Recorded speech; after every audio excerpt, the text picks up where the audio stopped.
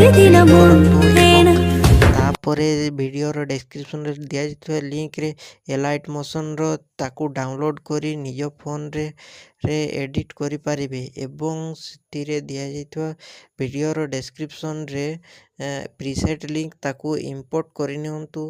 ତାପରେ ସେଥିରେ ଆପଣ ଯାହା କିଛି ଚେଞ୍ଜ କରିବାକୁ ଚାହୁଁଛନ୍ତି ତାହା ଚେଞ୍ଜ କରିପାରିବେ ଏବଂ ନ ଚେଞ୍ଜ କରି ମଧ୍ୟ ଆପଣ ତାକୁ ସିଧା ଡାଉନଲୋଡ଼୍ କରିପାରିବେ। ଯଦି ଭିଡ଼ିଓଟି ଭଲ ଲାଗିଥାଏ ଚ୍ୟାନେଲଟିକୁ ସବସ୍କ୍ରାଇବ୍ ଆଣ୍ଡ ଭିଡ଼ିଓଟିକୁ ଲାଇକ୍ କରିନିଅନ୍ତୁ।